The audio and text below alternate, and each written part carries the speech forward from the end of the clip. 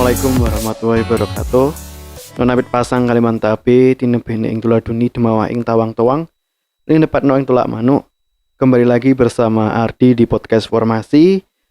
Maafkan Ardi karena sudah beberapa bulan ini, hampir 2 bulan atau 1 bulan lebih lah, tidak ada konten karena Ardi ada sedikit kesibukan dan kabar gembira juga dari Ardi lah. Ardi lolos CPNS tahun 2019.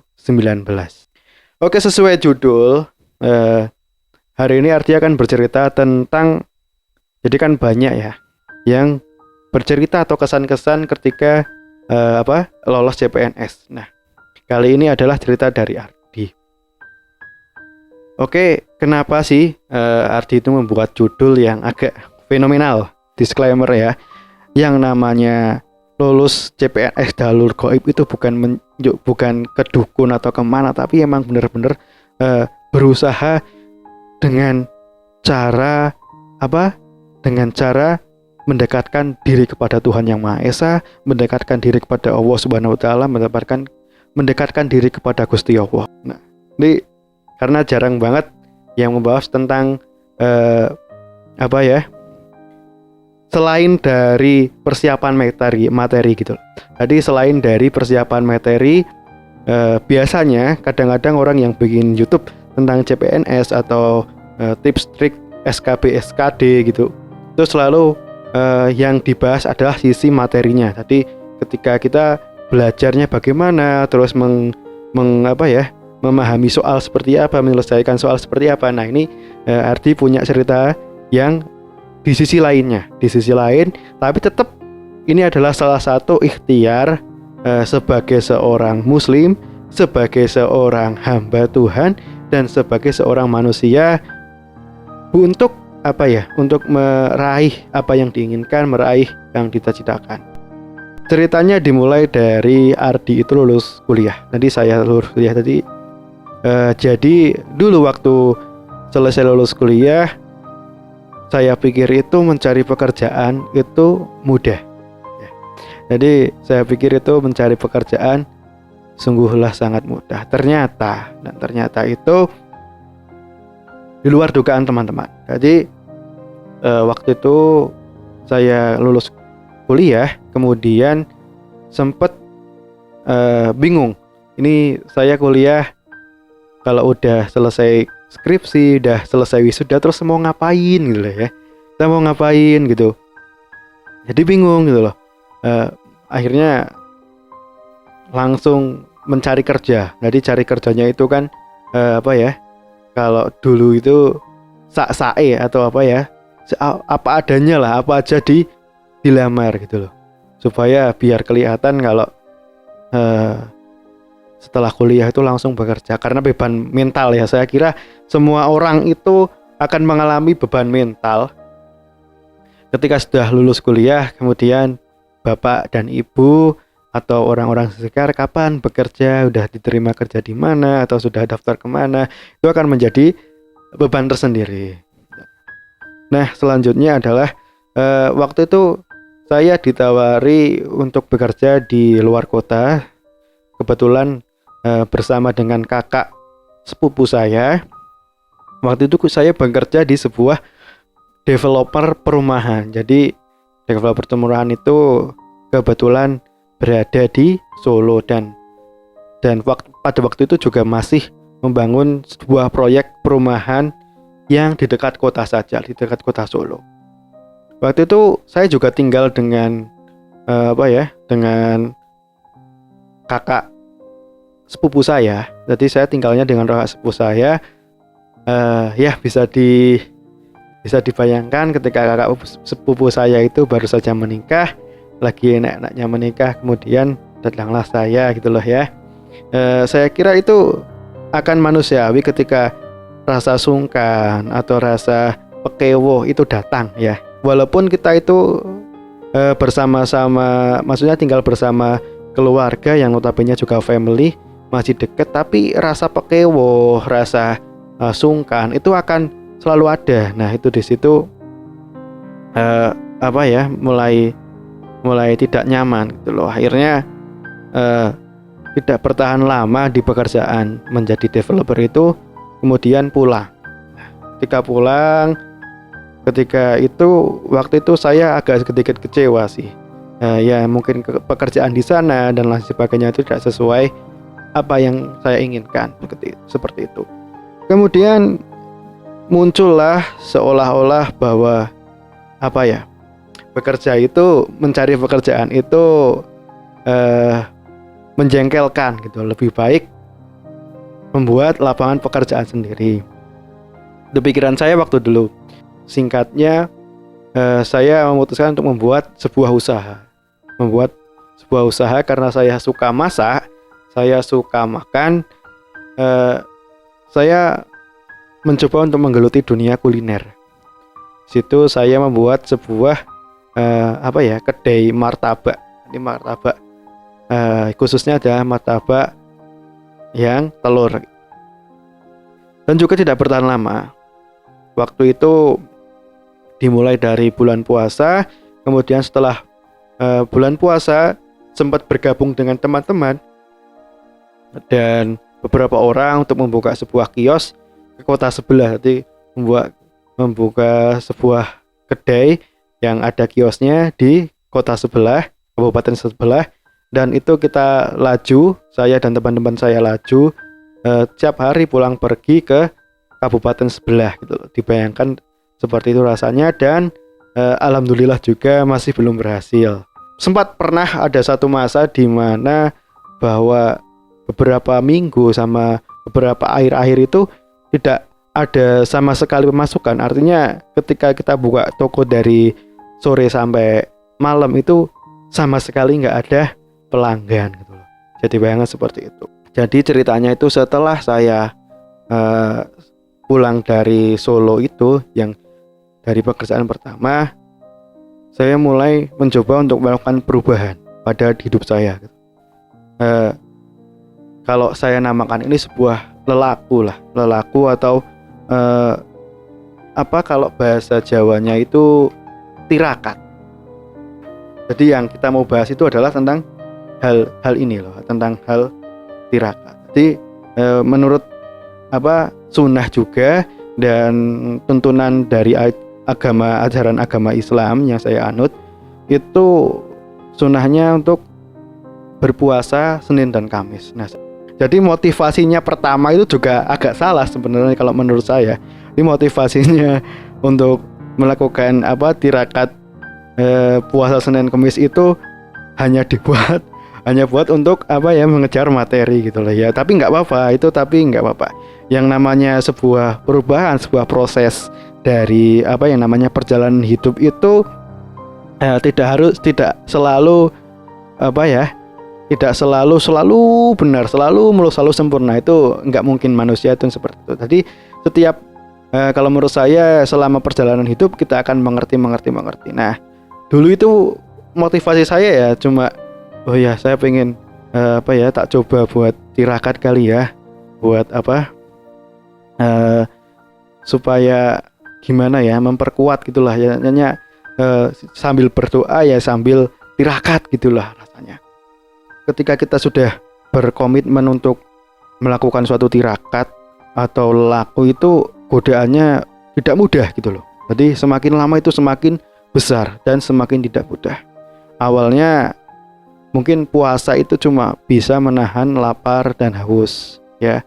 Lapar dan haus itu pastilah yang pertama yang diselesaikan. Kemudian lapar dan haus itu berkembang lagi ketika saya melakukan pekerjaan di luar yang menjadi penjual atau membuka kedai martabak, yang notabene itu adalah di kota sebelah atau di kabupaten sebelah, dengan jarak yang cukup jauh, dengan persiapan pekerjaan dan kegiatan sehari-hari itu yang lumayan berat, itu menambah godaan dari puasa kita. Setelah itu berjalan berbulan-bulan sampai hampir mendekati 1 tahun. Jadi waktu itu bulan ke-8 bulan Agustus saya tetap masih melakukan seperti itu, konsisten selalu seperti itu. Kemudian sholat malam juga. Ketika bulan 8 itu hal yang luar biasa terjadi. Jadi ketika usaha saya hampir diambang kebangkrutan dan sudah tidak punya, sebenarnya 2 bulan 3 bulan itu saya nggak pernah dapat profit gitu dari usaha saya. Entah saya salah dengan marketingnya atau pemasarannya, atau emang salah mengambil keputusan untuk tempat dagangan saya atau tempat kedai saya, itu juga berpengaruh juga. Tapi di samping itu, pada saat itu usahanya hampir mendekati bangkrut gitu loh. Ketika teman-teman sudah mulai down, teman-teman saya sudah mulai down, saya juga sudah mulai down. Keajaiban pun terjadi. Saya waktu itu ditelepon. Jadi saya itu ditelepon untuk wawancara menjadi staf TU di suatu instansi pendidikan. Waktu itu jenjangnya SMK. Ya sebagai honorer waktu itu. Memang diangkat sebagai pengangkatan pegawai staf TU honorer gitulah. Dan saya nggak mau menyia-nyiakan kesempatan itu. Kemudian saya datangi itu mengikuti wawancara dan tes waktu itu tes seleksi lah, istilahnya seperti itu. Dan alhamdulillah itu menjadi jalan bagi rezeki saya. Kemudian saya diterimalah di instansi tersebut, di instansi pendidikan seperti SMK tersebutlah. Saya nggak akan menjelaskan di SMK mana dan bagaimana gitu. Namun ini yang saya garis bawahi, ketika kita itu sudah melakukan tirakat atau lelaku, itu yang di tujuan atau motivasinya itu bukan lagi buat tujuan. Kalau misalnya motivasinya cuma buat pekerjaannya, setelah buat pekerjaan sudah nggak akan melakukan tirakat seperti itu. Tapi ketika kita sadar bahwa tirakat seperti itu motivasinya adalah buat menata hati dan menata pikiran gitu loh, menata hati, menata batin gitu loh. Jadi ketika kita bisa menata batin, insya Allah saya yakin kita akan lebih dekat dengan yang menciptakan kita.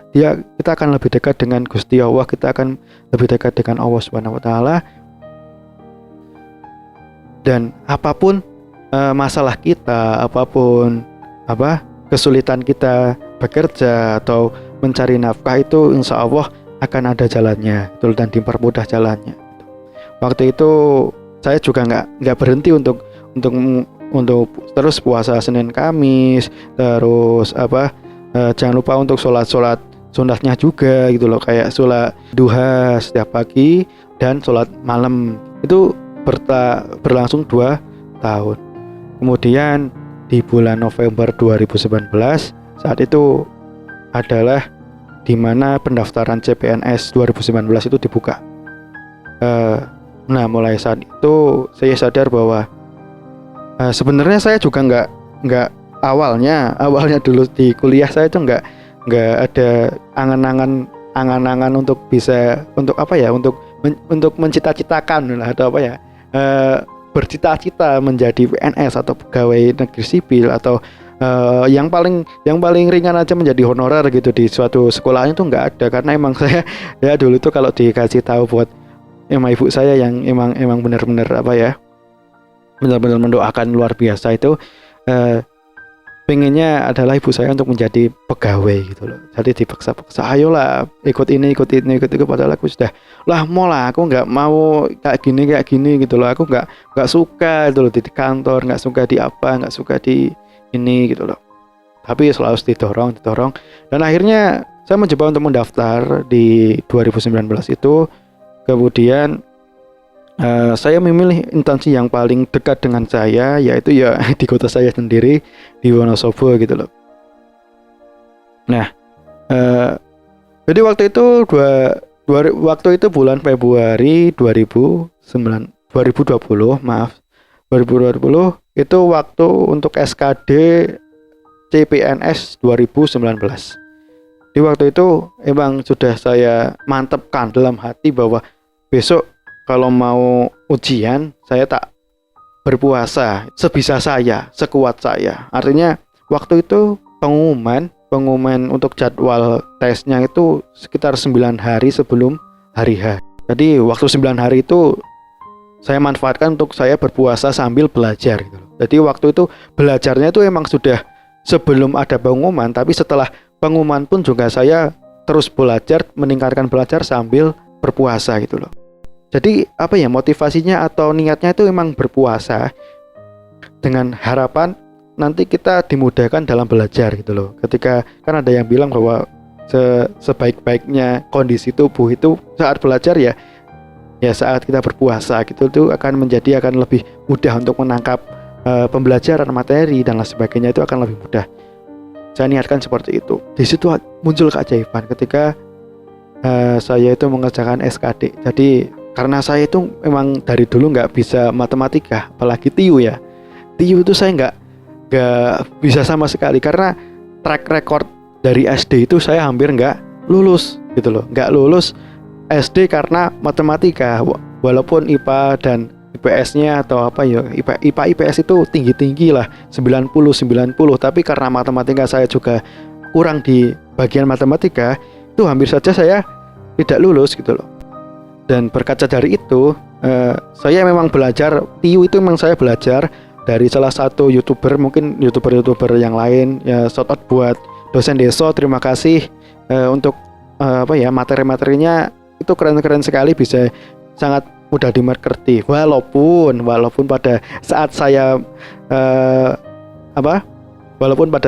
mengerjakan TIU itu pada hari tesnya atau hari seleksi atau hari hanya itu nggak ada yang ketemu semuanya, nggak ada yang ketemu. Jadi istilahnya saya cuma diberitahu sama dosen Deso, waktu itu saya mengikuti salah satu videonya. Jadi cara terbaik dan tercepat itu nggak harus kita tahu nggak harus ketemu hasil akhirnya, tapi mendekati. Nah, yang saya tekanannya itu ketika udahlah ya, pokoknya saya yakin pada Gusti Allah gitu loh, supaya semoga apa yang menjadi pilihan saya itu benar gitu. Dan tidak disangka waktu itu beberapa bulan, kayaknya itu agak lama. Jadi proses ketika sudah tes, walaupun kita sudah mendapat skornya, tapi kan pengumuman untuk lanjut SKB-nya itu perlukan waktu untuk integrasi. Kemudian mendapatkan pengumuman, dan alangkah kagetnya bahwa saya itu lolos, dan saingan saya itu sama semuanya. Sama, jadi berapa ya, 360 kayaknya, 363. Pokoknya semuanya itu hampir sama, 360 berapa gitu. Semuanya itu sama di instansi saya. Dan alhamdulillah 3 orang itu lanjut ke SKB.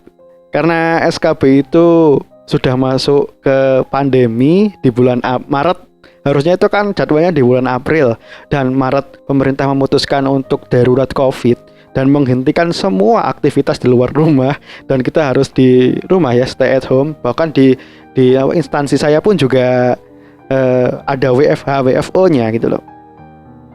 Sampai bulan September kemarin.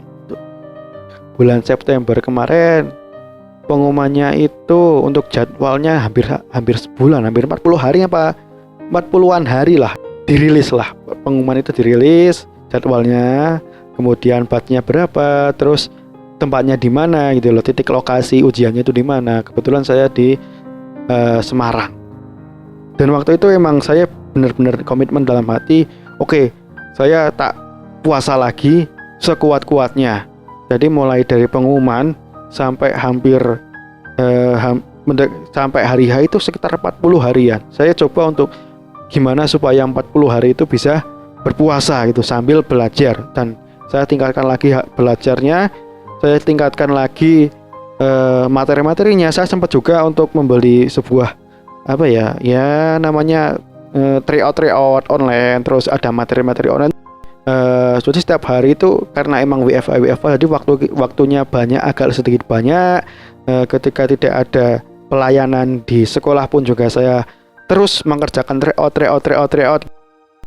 Namun ada hal yang saya sesalkan sih sebenarnya. Nggak sampai 40 hari saya sudah tidak kuat gitu. Jelas godaannya banyak sekali ketika kita harus main bersama teman, kita di tempat seseorang, atau bahkan ketika ada acara hajatan gitu loh.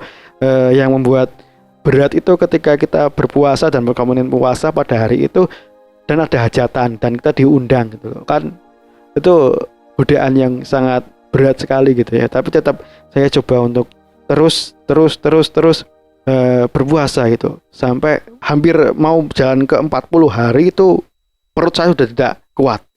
Jadi perut saya sudah tidak kuatnya, mungkin karena kayaknya nggak baik juga terlalu banyak berpuasa kayaknya ya. Tapi ya gimana sih ya, maksudnya saya itu nggak tahu maksudnya ginilah, saya itu sudah mentok di usaha secara fisik, secara materi, secara lahir gitu loh. Yang saya bisa ya usaha secara batin gitu loh, secara doa, minta restu orang tua, selalu laku, terus berpuasa gitu loh. Itu yang saya pertahanan, yang itu tujuannya adalah yang pertama supaya hati kita itu tenang. Jadi ketika apapun yang terjadi, kita dalam kondisi tertekan, dalam kondisi kita lagi mau seperti ini kok pusing sekali, ya sudah kita serahkan semuanya kepada Allah gitu loh. Nanti kita akan merasa tenang ya. Sebenarnya itu juga sangat baik bagi jiwa kita, rohani kita. Ketika kita berdoa, ketika kita berlaku, itu yang paling menjaga agar kita menjadi tetap manusia itu ya ketenangan itu loh. Kalau manusia sudah tidak tenang, sudah hidupnya sudah susah, nanti kita depresi. Berarti masalah cuma pengen jadi CPNS aja sampai depresi dan lain sebagainya, itu jangan sampai seperti itu. Waktu itu emang saya sudah mungkin terlalu memaksakan diri saya sendiri, sampai waktu itu perut saya itu jadi sakit gitu loh. Jadi hari-hari itu sakit gitu, kayak asam lambung gitu loh. Jadi hampir kena asam lambung gitu, karena mungkin terlalu banyak sering kosong, perutnya sering kosong, terus ditambah dengan ketika berbuka atau sahur itu pakai makanan yang pedas, dan itu sebenarnya nggak sehat. Dan ketika hari-hari di SKB ya, jadi apa yang saya pelajari kok gini soalnya gitu loh. Saya nggak pernah belajar ini, nggak kepikiran sampai sini saya belajarnya gitu loh. Nah itu biasalah seperti itu. Tapi itu juga menimbulkan, waduh ini gimana hasilnya. Saya cuma mikir gini, saya nggak lulus itu cuma paling sedikit kecewa. Kalau kecewa saya itu sedikit. Tapi kalau kecewa orang tua itu ya, saya nggak bisa bayangin betapa kecewanya gitu loh. Saya nggak bisa ngebayangin orang tua saya itu kecewanya seperti apa gitu ketika saya gagal gitu. Saya cuma mikirin, ya Allah, saya berdoa seperti ini. Kalau memang doa saya itu tidak layak untuk dikabulkan, tidak belum pantas saya untuk dikabulkan, karena saya masih merasa banyak dosa, banyak kesalahan. Saya mohon untuk ya Allah, kabulkanlah doa kedua orang tua hamba, kabulkanlah doa ibu hamba gitu loh. Yang paling penting, ya Allah, doa ibu hamba dikabulkan ya Allah gitu loh. Kalau doa saya itu tidak sampai istilahnya, kalau doa saya itu tidak sampai ke sana, hamba mohon yang dikabulkan doa ibu hamba gitu loh. Sampai saya seperti setiap saya itu bingung ketika menghadapi soal yang saya nggak tahu jawabannya, saya selalu berdoa. Jadi dalam arti selawat gitu loh. Allahumma sholli ala sayyidina Muhammad wa ala ali sayyidina Muhammad. Itu yang saya baca terus. Saya baca, ya Allah, saya kalau nggak lulus nggak masalah gitu loh. Tapi ibu saya gimana gitu loh. Tapi bapak saya gimana? Betapa kecewanya, karena ibu yang paling paling seneng kalau anaknya itu udah lulus sampai sini tuh udah paling seneng, dan harapannya itu sangat berharap banyak sekali. Saya nggak tahu mau ngomong apa kalau saya itu gagal gitu loh ya. Saya yang gagal itu nggak masalah, tapi kalau ibu saya yang ibu saya yang kecewa itu saya gimana gitu loh. Saya itu udah putus asa karena yang diambil di instansi saya itu cuma ada 1 dan saya nomor 2, dan nomor 3-nya itu cuma selisih 5 poin. 5 poin itu satu soal di SKB. Setelah itu pulang dan ngomong bahwa saya nomor 2, nggak tahu nih mau dilulus apa nggak tahu, belum ada pengumuman resminya gitu. Tapi saya tetap yakin, ya Allah, tetap saya berdoa, tetap saya puasa dan lain sebagainya seperti biasanya. Ya Allah, kalau saya doa saya itu belum layak untuk dikabulkan, ya Allah, kabulkanlah doa ibu hamba ya Allah. Hanya seperti itu yang saya doakan kepada Gusti Allah. Sampai akhirnya keajaiban ketiga pun dimulai. Jadi waktu itu saya nggak nyangka. Jadi waktu itu saya masih ingat tanggal 30 Oktober hari Jumat. Itu hari pengumuman, harusnya itu hari pengumuman, dan pengumumannya itu harusnya dirilis di instansi atau BKD masing-masing. Waktu itu BKD kota saya itu belum lah, pagi itu masih belum. Ya masih deg-degan lah, semuanya pasti deg-degan. Kemudian setelah habis Jumatan itu baru ada muncul postingan pengumuman SKD yang lengkapnya itu. Saya download. Saya benar-benar pasrahkan semua kepada Allah Subhanahu wa Ta'ala. Walaupun memang saya merasa bahwa saya itu kalau nggak lolos gimana, cuma ada 1 yang formasi saya itu cuma ada 1 yang diterima, sisanya 2 itu pasti akan nggak lulus, secara nalarnya tuh nggak lulus gitu loh. Saya buka, terus daripada saya mencari satu-satu, saya cari di search-nya atau kemudian tulis nama saya, dan betapa terkejutnya saya lulus. Saya lulus, lulusnya itu PL2 atau passing grade, lulus kategori 2. Kategori 2 itu adalah saya dialihkan ke formasi kosong yang berbeda dengan formasinya. Jadi kan formasi itu kan ada formasi umum, ada formasi disabilitas dan lain sebagainya, ada cum laude, ada putra daerah dan lain sebagainya. Itu saya masuk di formasi disabilitas. Saya daftarnya di instansi kecamatan, saya diterima di Dinas Kependudukan dan Catatan Sipil di kota saya. Betapa terkejutnya saya sampai teriak, ya Allah, lulus gitu loh, sampai ibu saya itu histeris gitu loh, saking nggak percayanya. Kemudian saya dan ibu saya itu menangis, karena menangis gini, ini udah nggak masuk akal, ini udah nggak, sama sekali nggak masuk akal gitu loh. Kalau kita ngomongin soal ya emang kita diberitahukan bahwa ada yang namanya formasi kosong, dan kita bisa berhak untuk mengisi formasi itu dengan berbagai macam syarat itulah. Tapi kan ini kan saya nggak pernah mengira-ngira kalau saya itu bisa masuk ke formasi kosong gitu loh. Itu yang yang tidak masuk akal gitu loh. Ini udah bukan lagi bukan lagi kemampuan saya gitu loh, bukan lagi kemampuan manusia. Ini sudah takdir dan jalannya Gusti Allah, jalannya Allah Subhanahu wa Ta'ala gitu loh. Kalau saya istilahnya cuma mengandalkan secara fisik, secara materi, secara lahiriah untuk belajar dan berusaha, saya nggak akan bisa sampai ke sini gitu loh. Ini keberuntungan ini, kemudian ini jalan ini tuh sama sekali saya tidak ada pengaruhnya, tidak ada ini bukan hasil dari usaha saya. Ini benar-benar hasil dari doa ibu saya ke orang tua saya.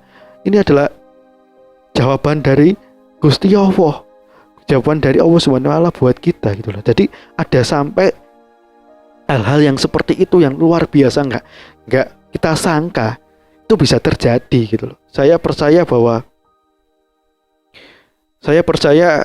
saya itu manusia nggak bisa apa-apa gitu loh. Saya itu bukan manusia, itu nggak ada harganya, nggak ada apalah, nggak ada aduh, sama alam ini, sama Gusti Allah tuh nggak ada apa-apanya. Kadang-kadang kita juga terlalu sombong, takabur, bahwa yang namanya kerja keras, yang namanya selalu berusaha akan menjadi sukses. Tidak, semua itu adalah ada campur tangannya Gusti Allah. Ada yang memberi rezeki pada kita, ada yang memberikan jalan kepada kita, ada keberkahan yang luar biasa ketika kita itu dekat dengan Tuhan kita. Nah, seperti itu. Bukan berarti saya itu sombong terus, saya seperti ini karena saya, bukan. Saya hasil yang saya tadi ceritakan itu bukan semata-mata hasil dari usaha saya, secara batin pun juga bukan. Semuanya itu adalah mutlak haknya Gusti Allah kepada hambanya. Haknya Gusti Allah untuk memberi rezeki pada hambanya. Kita itu cuma berusaha, menerima, bersyukur apa yang kita punya itu sudah cukup, lebih dari cukup. Jadi ketika saya flashback kembali lagi dan rekap apa yang bisa saya dapatkan, yaitu manusia itu nggak ada apa-apanya sama Tuhan. Manusia itu nggak ada apa-apanya. Salah banget, sombong banget kita kalau mengatakan bahwa semua rezeki kita itu hasil kerja keras kita, semua rezeki kita itu hasil dari usaha kita. Itu jangan seperti itu. Semuanya itu adalah hasil dari berkahnya Gusti Allah, jalannya Gusti Allah. Ada campur tangan Gusti Allah, Tuhan yang Maha Esa. Kita cuma menjalani apa yang ada, apa yang bisa kita lakukan. Sholat itu menjadi kewajiban, berusaha, bekerja itu menjadi kewajiban. Masalah rezeki itu Gusti Allah yang memberi gitu loh. Saya bukan seorang ustadz atau apa, atau pendai atau apa. Saya nggak tahu ilmu agama, tapi saya tahu bahwa ketika kita itu bersyukur dan menerima apa saja yang diberikan Gusti Allah, dan kita itu mencoba untuk mendekatkan diri kepada pencipta kita, Gusti Allah, itu pasti akan ada jalan. Gusti Allah pasti akan membantu kita. Kita akan tenang, hidup kita akan bahagia, hidup kita akan berkah, selalu diberikan rezeki yang tidak terduga dari mana saja. Itu yang saya ambil dari sini. Jadi semoga apa yang sebenarnya saya itu ragu untuk menceritakan ini, tapi setelah saya pikir-pikir, kayaknya mungkin di luar sana banyak orang-orang yang di posisi saya dulu. Ketika kita tidak tahu apa-apa, ketika kita sudah melangkah ke kehidupan sebenarnya, kita nggak tahu apa-apa, kita nggak bisa apa-apa gitu loh. Jangan pernah melupakan bahwa kita itu punya Tuhan, kita punya Allah, kita punya Gusti yang kita itu cuma bisa menjalankan. Semuanya itu kehendaknya Gusti Allah, semuanya itu kehendaknya Allah Subhanahu wa Ta'ala. Rezeki, jalan itu menjadi haknya Gusti Allah memberikan kepada kita. Kita cuma bisa berusaha.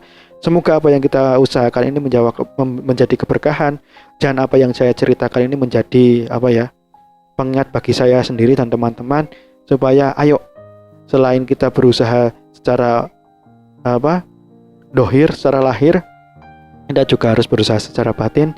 Dan yang namanya bersyukur itu di mana saja kita bisa, sebagai apapun kita bisa. Nggak harus menjadi PNS, nggak harus seperti apa-apa. Kita harus selalu bersyukur bahwa kita sudah diberi nikmat sampai saat ini, sampai hari ini kita bisa seperti ini, itu sudah bersyukur sekali. Nanti kita akan ditambahi nikmat-nikmat yang berikutnya yang tidak terduga. Semoga ada bermanfaat yang bisa diambil dari sini. Wabillahi taufiq wal hidayah. Wassalamualaikum warahmatullahi wabarakatuh.